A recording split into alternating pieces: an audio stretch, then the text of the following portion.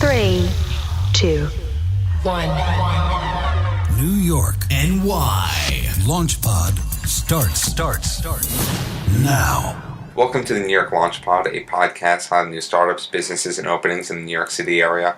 I'm Hal Cooper-Smith, and in this episode, we're going to the beach.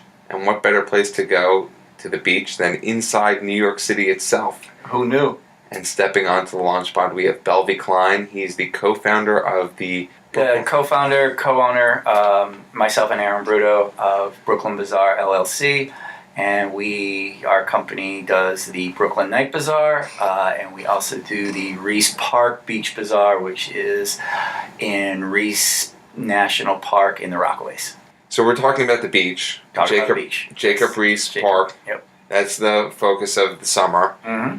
Where is Jacob Riis Park, first of all? Jacob Riis Park is, I would say, the southwestern tip of the Rockaways. It's the closest part of the Rockaways to the city. We have about a 1.5 mile stretch of boardwalk.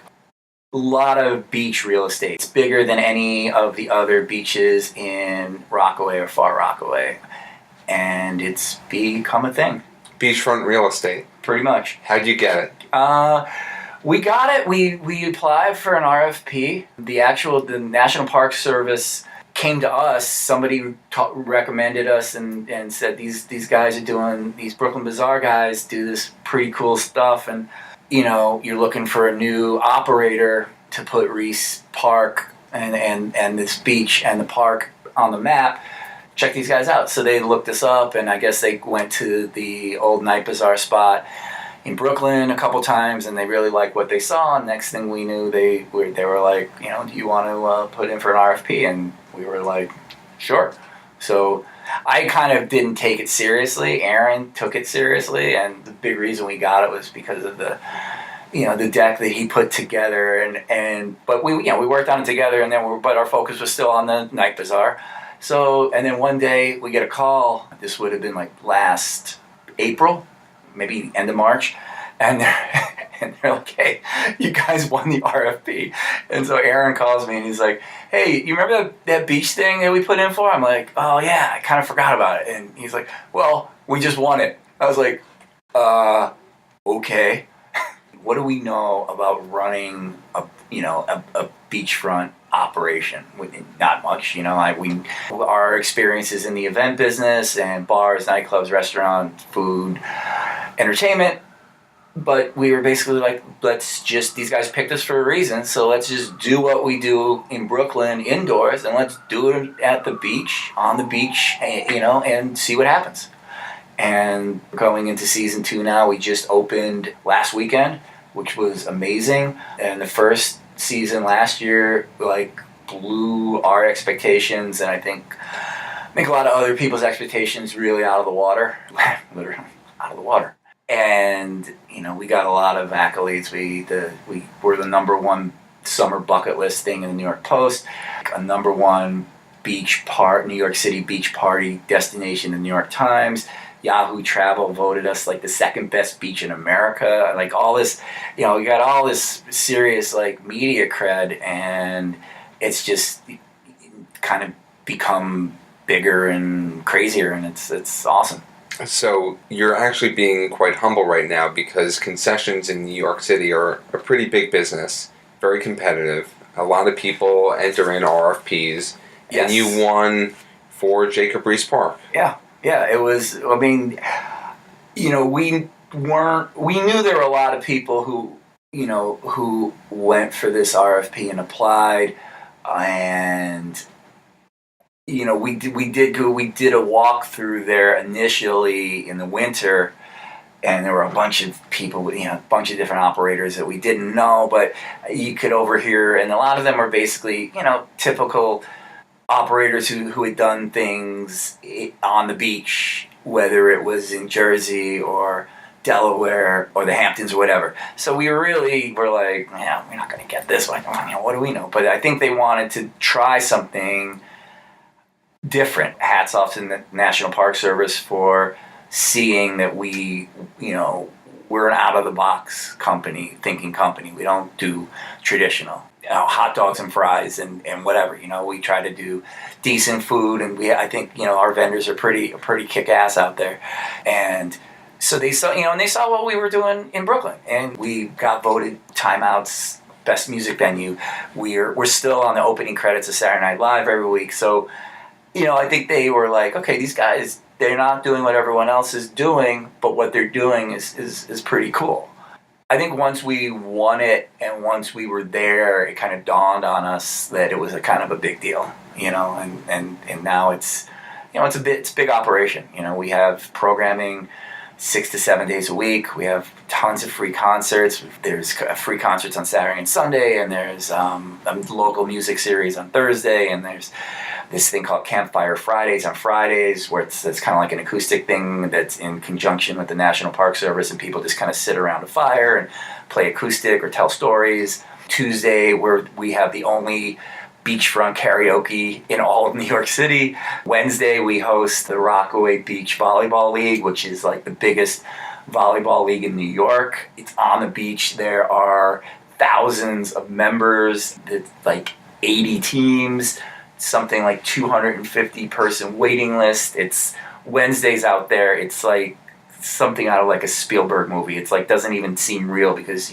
there's the beach and you have thousands of people playing volleyball and there's 50 games going on all at once, and it doesn't even it's hard to explain, but it's really kind of almost magical. And I know that sounds cheesy, or I feel cheesy saying it, but it really is. It's really something that I think everyone should see. It's pretty awesome. So you won the contract April of 2015, April 2015. Summer unofficial start, Memorial Day. Yeah, it was not a lot of time. We did not have a lot of prep time. Kind of just went for it, and somehow we pulled it off. But yeah, it was. What did you need to do? We needed to get our liquor license from the SLA. We needed to put a staff in place. We needed to program it. We needed to book it. We needed to, I needed to call my booking guys and be like, guys, I need 3 months of programming. Go. Staffing it was an issue because our core staff people, whether they're managers or bartenders or sound guys or whatever, 98% of them live in Brooklyn, and probably 90% of that live in North Brooklyn. So it's an issue getting there. It takes time. It's a little off the beaten path. Those are all issues that we really having to deal with. Very last minute, kind of like, okay, got to get it together and be open by Memorial Day. And we were literally Memorial Day last year. We were still like that night working 18-hour days that entire week leading up to it, trying to get everything together. I mean, there's other things you probably don't even think about, but there's 2 or 3 dozen picnic benches that you got to purchase and then paint, place on the beach, chain them up, beach umbrellas and beach chairs and like all the things that go along with what you would associate with a beachfront operation. And it was all things we hadn't done before. And we were like, you start pricing out things and you're like, oh, where do I get beach chairs from? Or where, there's things we hadn't done before. I think as a company, we're pretty good at having to come up with a concept from scratch a lot of times and succeeding with it. We're good at that. You put us in a strange venue or location, we somehow come up with ways to make it pop. So what's the formula for doing that in making it pop so quickly? I don't know if it's a formula. It's just kind of what we do. It's knowing the kind of music that people want to, that people respond to and that they'll support. It's knowing the kind of vendors that will be popular. It's knowing the food vendors that will be popular, the regular merchant vendors that people will like. Having very solid media partnerships with blogs and companies like Gothamist and Time Out and Brooklyn Vegan and Village Voice and Pandora and Vice and on and on and on. And I think all this stuff together maybe that's the formula. It's kind of like a mishmash of everything. And when we've done the night bazaar, it's been just trying to do things that like just we were like, let's do golf, indoor golf. Okay, let's do black light mini golf. It's just you just kind of like start throwing stuff and just get creative and just think of things no one's done before, and then you just be like, yeah, let's try it. And people now that we're 5-6 years into being a company, I think people kind of know what to expect of our brand and what we do, whether it's at the beach or whether it's indoors for the bazaar or the night bazaar. And for people who haven't been to Riis Park or the Brooklyn Night Bazaar, what's the draw for Riis Park in addition to being a beach and it being very hot out right now? What's pulling people there? What's pulling people is, the music. We do free, we have a free all summer concert series. We have all our events are free. How are you able to pull in free concerts? We pull in free concerts. We have sponsorships and partnership deals with various companies, and that basically enables us to pay the bands, and pay the staff, and pay the production people, and the sound guys, and the security guys, and on and on and on. It's how we make the beach work. It's how we make the night bazaar work. It's how we're going to make the new spot in Greenpoint work. It's all about partnerships for us because we're predominantly a free event. Even if we wanted to, we can't charge at the beach because it's a federal park. So even if we wanted to, we couldn't. It's different than having your own bar or club where you can do whatever you want. We made it work with the partnerships. How are you able to pull in the partners? We make offers they can't refuse. I think at this point.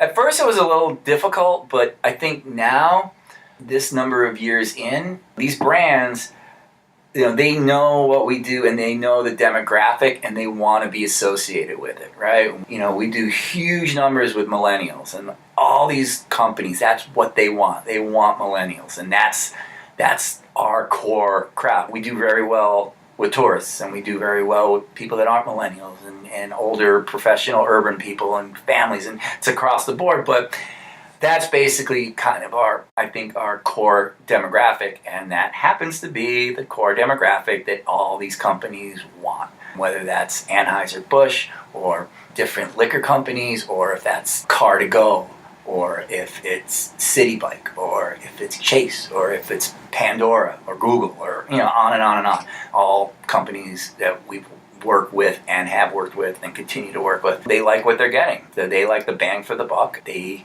get to be associated with this event and this company that is literally has the consumers and the demo that they need and that they want. So they're like, yes, please, I want more. When you first started last season for Riis Park, people didn't know what to expect. Now you have a product. Mm-hmm. What was it like getting those first couple sponsors, and who were the people that signed on, and how were you able to do that? A lot of sponsors basically came along when we got, people, we could talk about this later, but when we lost our space in North Brooklyn to BMW right around the time, it was a very strange kismet, but it was for the Brooklyn Night Bazaar. Yeah, right around the time that we were told and that we were awarded the RFP from the National Park Service. Maybe a month after that, we found out that the owner of the building that Brooklyn Night Bazaar was in had reached a deal with BMW for paying basically 10 times a square foot what we were paying. I mean, of course, he said, well, he gave us I'll give you guys the same deal. And we're like, dude, we can't afford that. We're not Dwayne Reed. Like, what the hell? And so we had a lot of partnerships already in stone from over in Brooklyn that we basically just brought with us to the beach. And I think a lot of it was good faith, but a lot of it I think was good faith because they were like, well, you guys have been damn good for us so far, and we have no reason to doubt that you guys won't kill it at the beach. And friggin' knock on wood. Is this wood? This is wood. Okay. It was good faith, and they came in and they liked what they got, and I think they were going to be even happier this season. So you brought up losing the lease for the Brooklyn Night Bazaar. Can you talk a little bit more about that, how that made you feel sudden, obviously the lease is crucial to the business. You kind of built up something. Yeah. I mean, You get that phone call. What's that like? It sucks. It's the initial reaction is anger, and you're pardon my French, but you're pissed off about it, and then you Stages of grief. Yeah, stages of grief, and then you.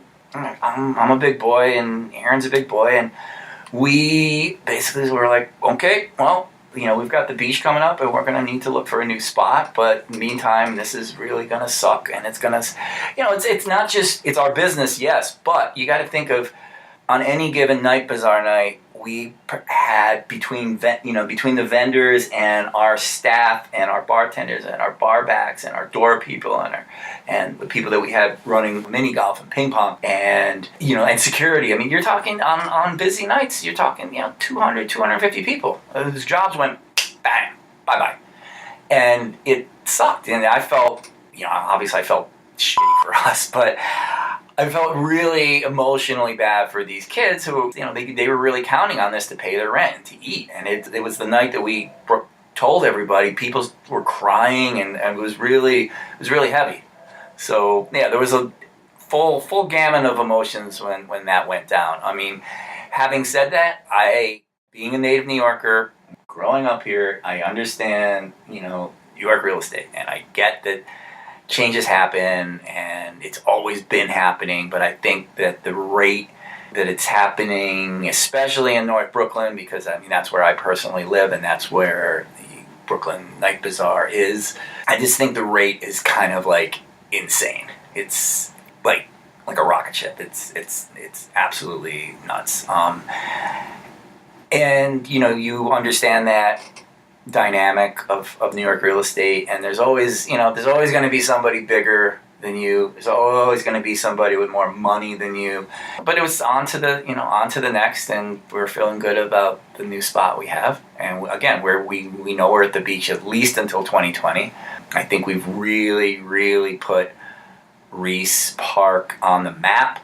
We know that there are 3 different bus services, shuttles that go to the Rockaways now, and we were told last season, and specifically even last weekend, 90% of tickets were for Riis, were for us, going to the Riis Bazaar, not Far Rockaway, not Beach 97.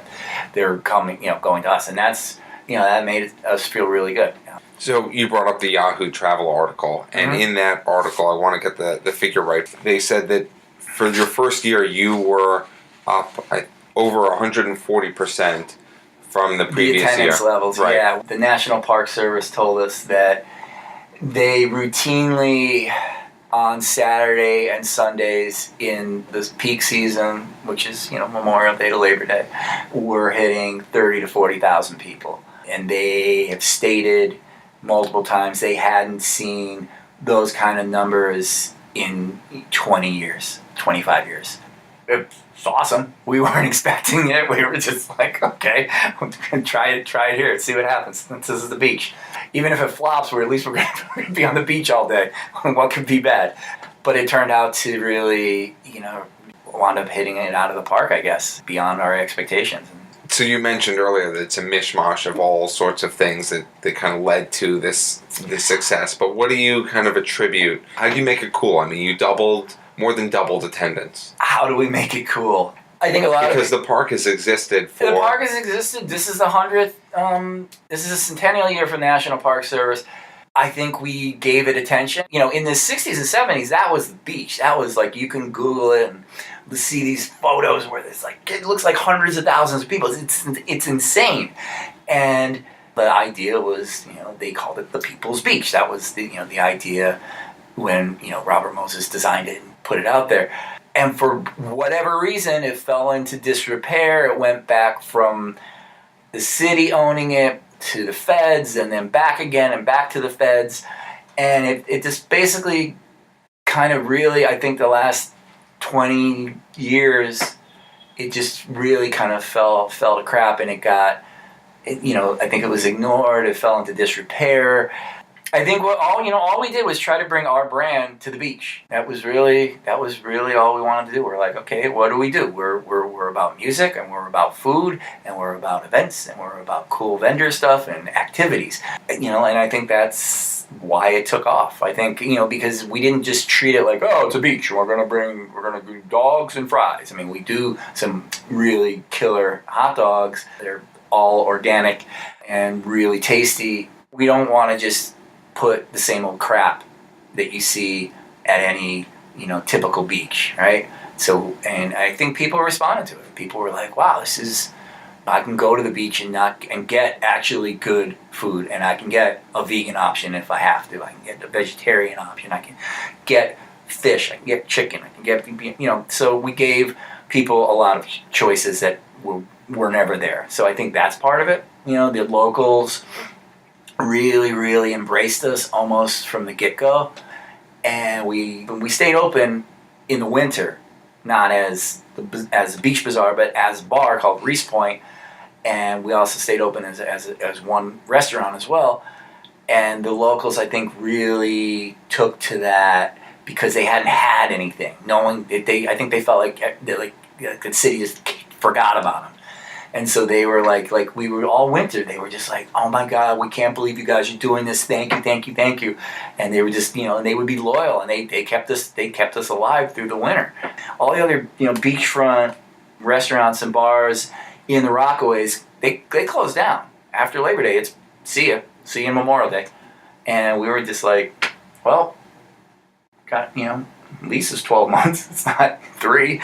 So might as well see if we can kind of make it work a little bit. And so, we did odd events here and there, and did like a crazy big Oktoberfest and some cool New Year's Eve stuff and whatever. But, it was primarily just a bar and restaurant that the locals, that serve the locals. I think that was seen as a real good act of goodwill on our end. And now we're seeing everybody really support us.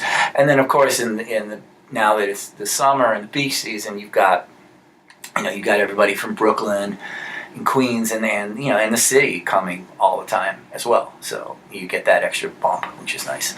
Food's good, activities, beach, waterfront, cool off, music. How do people get there?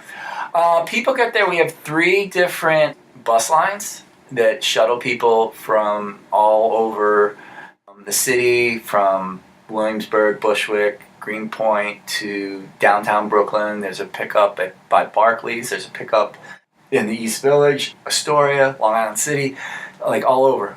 New York, NYC Beach Bus. There's Rockaway Beach Bus.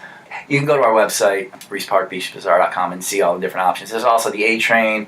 A lot of people take their bikes, bike out there. It's a really nice ride. It's not hard. It's like the Ramones song. It's not hard to reach Rockaway Beach. You can take a car and be there in 30 to 40 minutes. It's not 3.5 hours to the Hamptons. It's not having to go to the Jersey Shore. It's literally right there. I think that was the one thing that really struck me the first time I went out there, because I would go to the Rockaways when I was a kid, but it was the other end, more like I was saying earlier, more up north. I didn't know. I guess I knew, but I wasn't familiar with that beach, with Riis Park Beach, and I didn't know how big it was, and I didn't know how.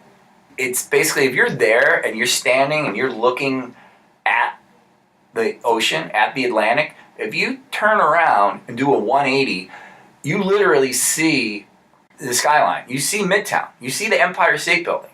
And from what I understand, that was when Robert Moses designed it. That was the idea, was that, look, there's the city, but the beach is right here. So it's not, it's not this thing that you have to have a lot of money to go out to the Hamptons, like I said, Jersey Shore, or go far away. It's right there. It's super close, and it's still one of those really awesome things. And you see hundreds or thousands of people do it every weekend, where they're just looking, and then they turn around and you see Midtown, and the way that vista is that you can't build anything there. It's protected. It's landmarked.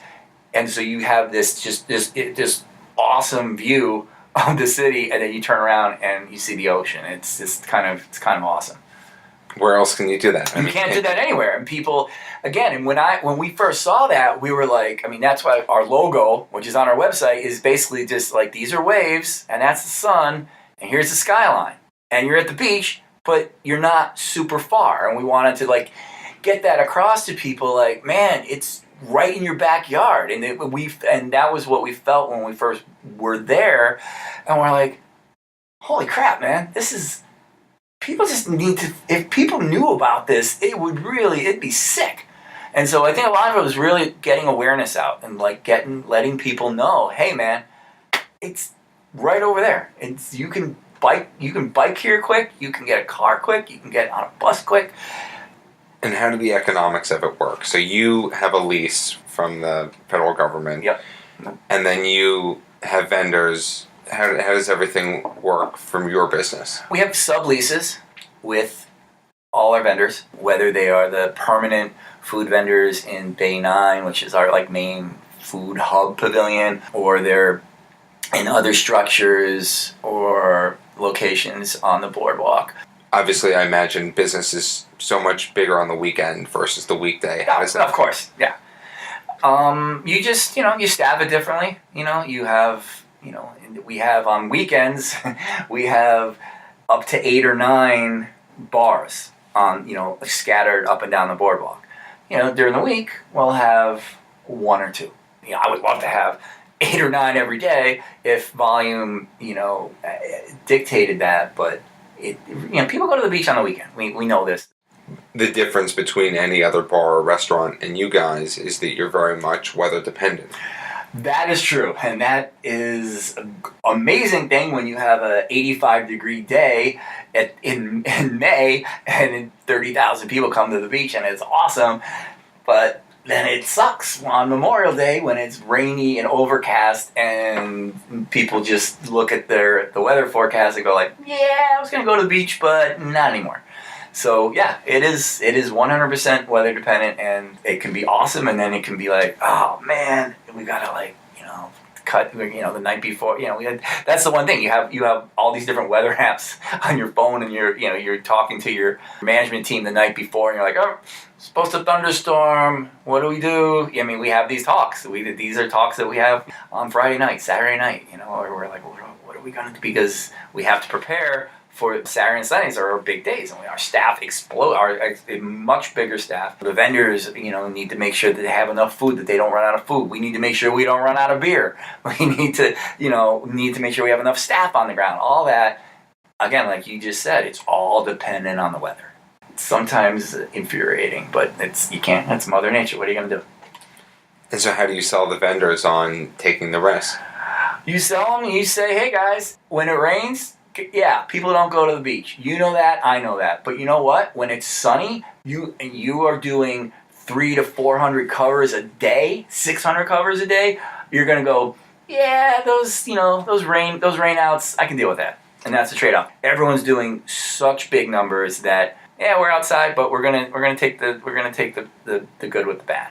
So it's a Friday night or a Saturday night, and the forecast is for rain. What happens? What are the conversations like? I start stressing out. Dana's like, just relax. You can't do anything about it. But I start. So there'll be conversations with me and Aaron and our management team, and we're going like, okay, well, let's keep 9A open, maybe 9B. Bay 6 will be a game day decision. The satellite bars, let's not do those. And you've got it, and it's, we've gotten fairly proficient at it, I guess now.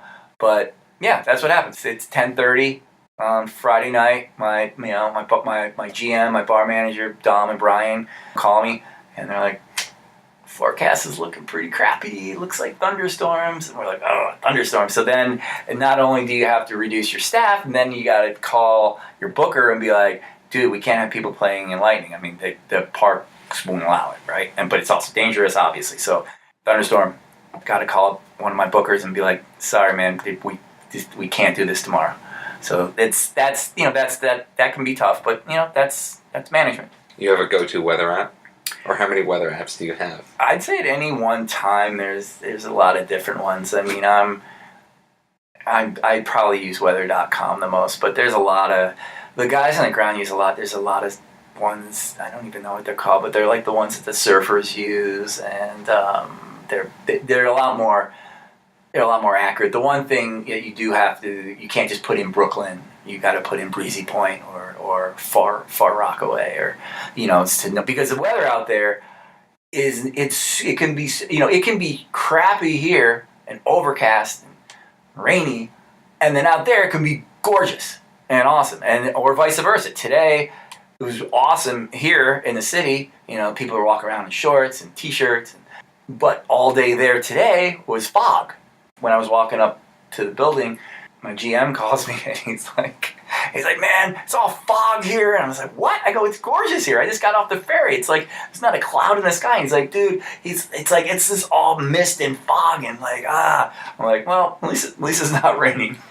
Have you ever received any criticism for what you're doing? I don't know if it's criticism. Certain people, that you're talking about that New York Times article that came out last year. I think certain people had a preconceived notion of what we are without really kind of doing any research on us. That New York Times piece, basically, like we were talking about earlier, came out and said... Do you want me to read the quote? Yeah, go ahead. So, they were talking about $10 Ginny Hendrix cocktail made with Hendrix gin. Which is an extremely high-end gin, thank you. And you top it off with a paleo chocolate mousse made from cacao, dates and cashews. And then the quote is, every one of these things completely delicious. It feels a little like flying privately to a mullet toss at a state fair. As one beachgoer in front of me on the seafood line so aptly put it, I think it's all great, but then again, I'm a gentrifier. Okay, we are not gentrifiers. That is an absurd statement, or to even infer that, which is what that entire article was. We were booted out of our space by a freaking multinational corporation. How is it even possible we could be gentrifiers? B, if we were gentrifiers, we could easily go in there and charge double, triple, all that. What this woman neglected to say in this article was that she ordered the most expensive drink. She didn't order, the $5 beer. She ordered the $10 Hendrix margarita. She didn't order the 2 tacos for $5. She didn't order the $3 hot dog. She didn't she willfully went out of her way to basically write what her preconceived notion was. And she completely kept out all the affordable items that we had because she wanted to portray us as these gentrifying Brooklyn yuppies who are trying to trying to gentrify the beach. And it was she also made it sound like that, like Black and Latino families who grill there and who've been doing that since like the 50s and 60s. There's an area for grilling and people go there and grill, and that's whatever. And she made it sound like we had pushed these people away off the boardwalk and segregated them, and it was like, no. This is what they do. But also, they also come up and grab stuff from us. And it's like, if anything, it's more New York of a beach than anywhere else because it's a melting pot. Because there's a LGBTQ part of the beach. There's a very specific, Black and Latino and brown, families part of the beach. There's white families, and there's Irish and Italian families, and there's Hasidic families that go there. And then the other end has hipsters and people from Bushwick on the beach. And the thing is, because you have all these different groups, they all melt together. And it's basically New York on the beach. There were so many misconceptions in that article, it really ticked me off. I mean, it was great to be in the New York Times, great, a lot of people read it, but I was really offended by the tone. And she mentioned, we do these all ages free concerts, and we do free karaoke, and we do free and the volleyball, and on and on and on. And she didn't mention any of that stuff. And I think it was really myopic and asinine. But I think a lot more people saw the positive press that we got from the New York Post and the Daily News and the Village Voice and Gothamist and Time Out especially. There's other things in that article that are just so completely off. There were actually falsehoods in there, and we asked for retractions, and they wouldn't do it, and it was just like, really, New York Times can't even get your fact checking correctly, really. But apart from that, I don't think we've gotten really much criticism. I think it's been the opposite. People have really embraced it. Like I said earlier, the locals who live there embrace it. The people all over the city have embraced it, and it's just been overall a really positive thing. I think you're always going to have haters. That's life. It's New York. Well, anytime you're a hit and you double people go, these guys. It's different than it used to be, and people right. But it's different than it used to be. But it doesn't make you a gentrifier. Okay, if we go in somewhere that hasn't had anything for years and it's been run down, we're not going in there and raising rents, and we're not doing anything that you would typically associate with gentrification. We're just we're freaking selling, beer and snacks. I mean, I'm sorry, that's not anything that's gentrifying anything. We're trying to give you actually decent beer and decent snacks if you want, but it's like you can get the cheaper stuff too. But that is not us. That we or you could bring your own snacks. Well, that's the other thing. It's a national park. You can bring your own beer. You can bring your own snacks. We're powerless to control that, and people do it, and that's fine. It's the least gentrified beach I think you're gonna see anywhere. So we talked a lot about Jacob Riis Park and the beach, and you brought this up throughout, but Brooklyn Night Bazaar left us for a little while. Mm-hmm. Now it's coming back. Yeah. When's it going to come back? What's it going to be like? How different is it going to be? So, Brooklyn Bazaar, we have a new space in Greenpoint. It's a 3-level former Polish wedding catering events space. We're looking to open the first weekend of August. Doing a ton of work right now. So the basement will have private karaoke rooms, arcade games, ping pong, indoor blacklight mini golf, and a bar. The main floor, the street level, will have an anchor restaurant and bar that will always be open 7 days a week. Next door to that is what used to be the main ballroom. That'll be where the Night Bazaar vendors live on Friday nights, Saturday nights, and Sunday afternoons. There's also a bar in there where we also have seating for people, so when they're shopping, if they need to sit down, they can. And then you go upstairs, and that is a concert venue, which has about a 400-person capacity. There'll be another bar up there. And the coolest thing about this space, and it was formerly known as Polonaise Terrace, it basically looks like a 3-story club that is that's modeled after The Shining and Scarface meets American Horror Story. And it's got crazy floor-to-ceiling mirrors, creepy red rugs that look like right out of the hotel in The Shining, mirrors on ceilings. It's really a unique space. There's no other space like it in New York, and we're really excited to get going. We're going to do a lot of things. We're also going to be operating.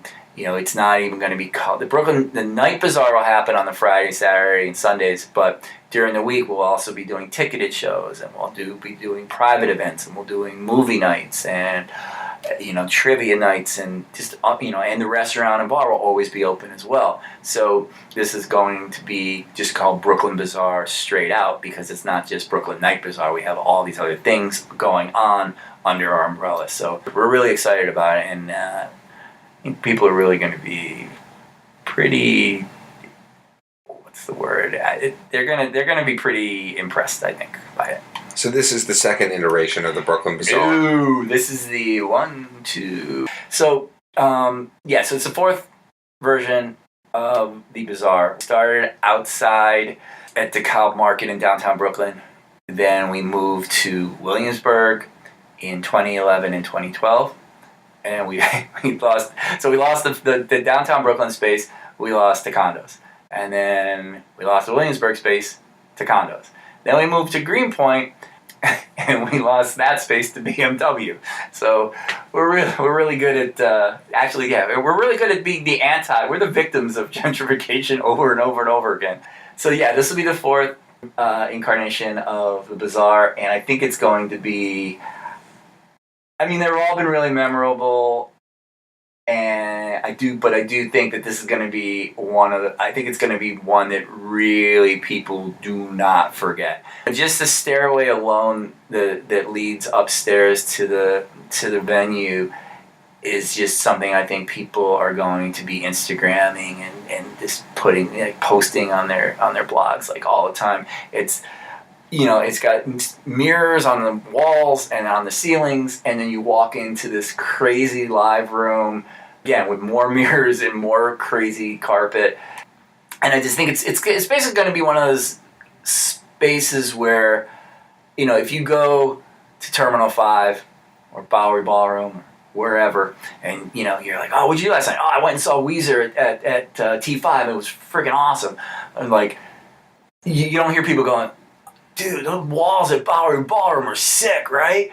No one's ever going to say that, because every venue is most usually a box, and it's usually a black box, a dark box, with whatever, whether that's at Bowery Ballroom or Terminal 5 or a Knitting Factory, or, you go, venue after venue, they're all fairly the same. I think this is going to be one of those places where people are like, yo, man, I don't even know what that band was, but did you see that room? And those mirrors, and like, what the hell was that? It's like, it's the kind of place where we're really, like, the excitement level for people to see this, I think, is really going to be palatable. How did you first come up with the concept of the Brooklyn Bazaar? Brooklyn Bazaar was originally my business partner's idea, Aaron Broudo. He had spent a lot of time after college going to the night markets in Southeast Asia. My fiance and his wife grew up together. I met him probably 2009, maybe 2010, and he was like, he knew my background in music, and which later kind of moved towards owning and operating bars and clubs. And he's like, what do you think about this? He's working in Brooklyn. What do you think? And, we were just over drinks at first, and I was like, I don't know, flea markets, like, whatever, dude. And I'm like, but then the more we talked about it, and we just were like, well, what if we add music, and we do it at night, and you add some lights, and you add DJs, and you basically just make it sexy. And and then we were like, well, that could work in Brooklyn. The world doesn't need another Brooklyn flea. And we decided we definitely weren't going to be that. We were going to have vendors, but that's just a part of what we do and what we are. So we were like, we'll do games, and we'll do what kind of games? I don't know. Let's do mini golf, but let's do blacklight mini golf. Let's do ping pong, but let's do ping pong in a giant freezer and convert it to a ping pong club. And let's get cool old school video games and arcade games. The space that we had in Williamsburg 2 spaces ago we had an indoor, it was so big, we had like a 20,000 square foot indoor soccer field with bars and vendors surrounding it. Give us a space, and we're gonna come up with some things that no one's done before. And originally Aaron's vision, and then we just kind of tweaked it, and we continue. We're always trying to improve on it and just come up with other new things that people like haven't thought of before. Like, there's no private karaoke in Brooklyn, and all these things are in the city, and we're like, why not do this? And everybody we talked to was like, oh my God, that's amazing, that's so cool. And being that this was primarily a wedding hall for so many years, there's these bridal suites downstairs, these private bridal suite rooms that have like crazy mirrors and rugs and shag carpet on the walls. I mean, it's pretty trippy. So we were like, we're gonna make those rooms private karaoke rooms. So you want to go out with 4 or 5 of your friends, you can actually rent time in that room, and we've got like 3 or 4 of those rooms downstairs that we think people are really gonna like. And so this model works well for you guys. I mean, you've had 4 iterations of the bazaar. Mm-hmm. working at Riis Park. Mm-hmm. When did you think this is a model that we want to pursue? We did the initial event was just a one-day one-off at DeKalb Market, which is, like I said, downtown Brooklyn. It's very close to Barclays and is now condos. And that one was really crazy successful, and we really kind of like literally we had no idea. We had never done anything like this. And it was just like, there were like lines that were like 4 blocks long, and it was just like, what the hell? What are we doing? This is awesome. The next day, Aaron and I, of course, were like, we're gonna do this again. And and the idea was from day one was always to try to find a home. Originally, we wanted to do it outside, and we did do it outside, but getting that amount of real estate outside in New York, we tried, and we just didn't work for it. And then we were like, you know what? Let's try to do this inside. Okay, there's warehouses, and try to do it. So we found a space in Williamsburg, and we did, in 2011 we did a couple weekends right around the holidays, and those nights were phenomenal. So then the next year we did it for an entire November and December holiday market. And those were really, really successful. We really, really did well with those. And we're like, okay, the next thing is we need to find a permanent spot. And then we found the Greenpoint spot, which was a former bakery, and it was 23,000 square feet. And we went in there and just made it our own. How do you convince the first couple vendors to say, you know what, this is something you should pay a fee for, and we're going to generate people for you? And I imagine that's always a constant struggle. How did we do that? That's a good question. I think a lot of that was just a lot of research with, our vendor director at the time, and Aaron and myself just reaching out to all these different vendors and people at other markets, and we poached some people.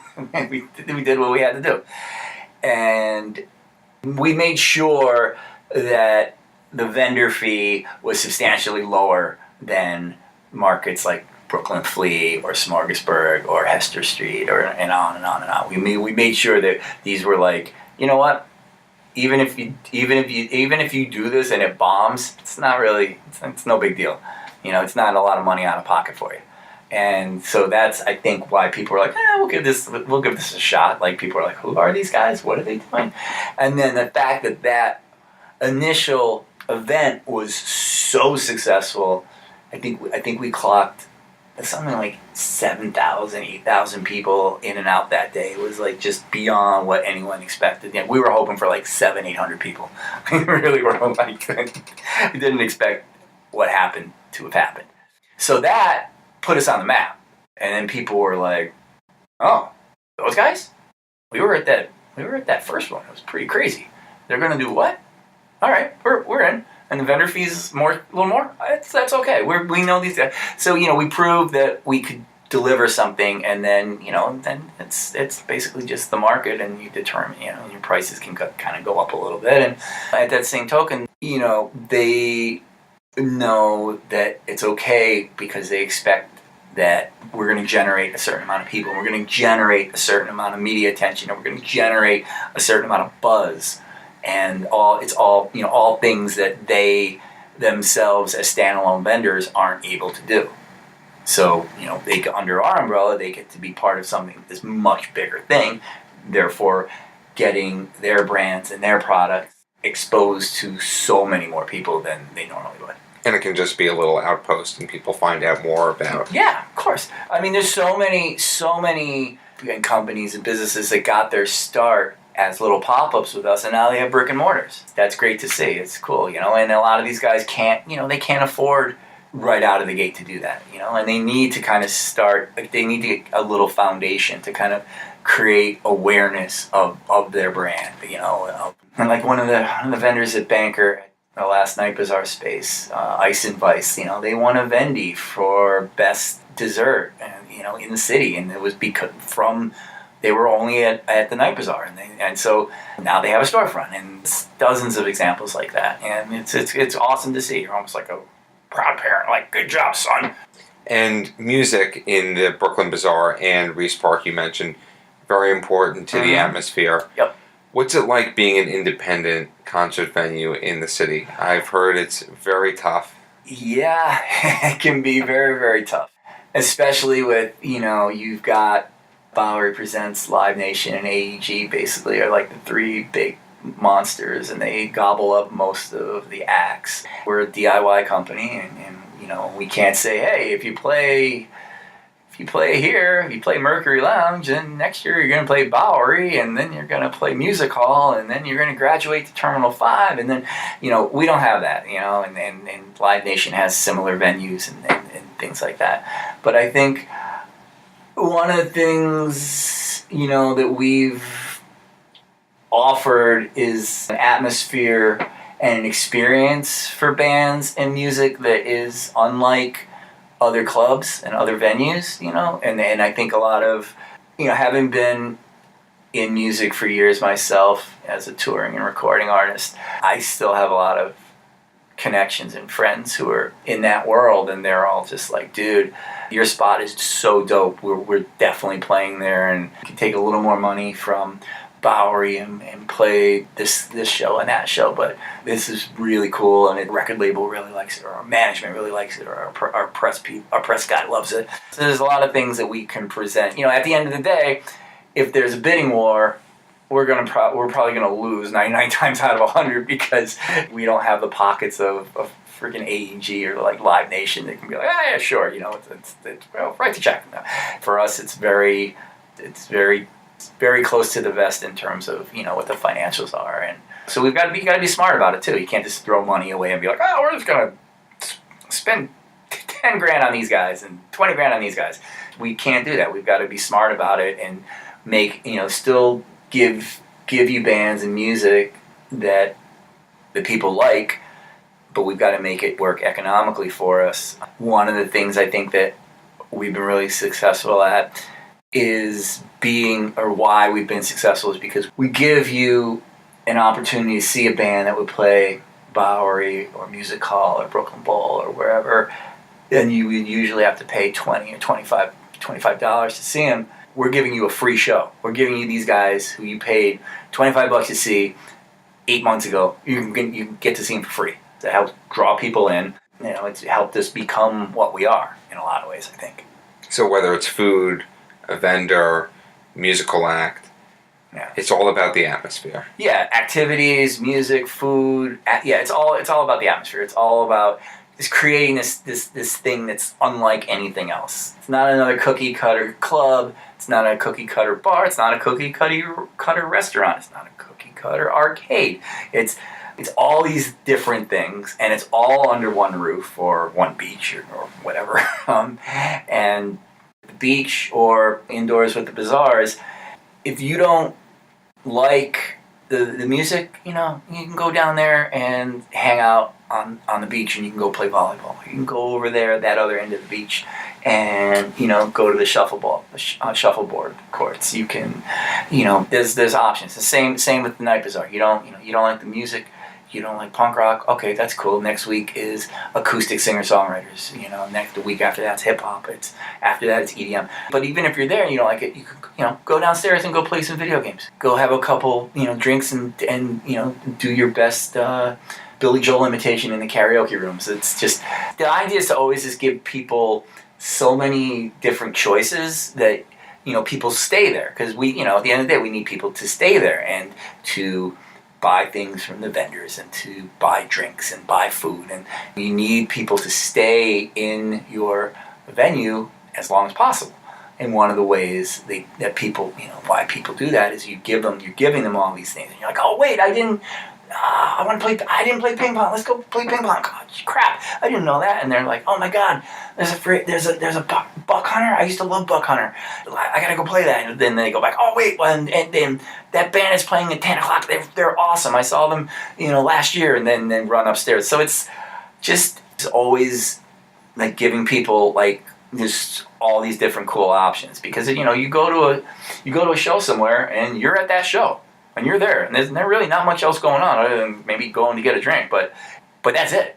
So we're like, you can see that, or you can do that, or you can go there, or it's just having a lot of just giving people a ton of choices and a ton of things to do, so they don't get bored. And it's always this kind of like, wow. So how do people find out more about you, Jacob Riis Park, Night Bazaar? Go to our websites, Riis Park Beach Bazaar.com, BrooklynBazaar.com. We are renovating the Brooklyn Bazaar website as we speak. Should be launching a couple weeks, I think. The Riis Park Beach Bazaar website is alive and kicking. We have everything on there from calendar of events, operating hours, how to get there, the different bus, train, bike, car options to get to the beach. So it's going to be a busy summer for us. Well, Belvy Klein, you're doing some great stuff. Thank you for stepping onto the New York Launch Pod and sharing your time with us. Thank you, Hal Coopersmith, for having me. And if you want to learn more, cheers. And if you want to learn more about the New York Launch Pod, you can visit nylaunchpod.com or follow us on social media at nylaunchpod. Thank you for listening to this episode of the New York Launch Pod. For more information, please visit nylaunchpod.com.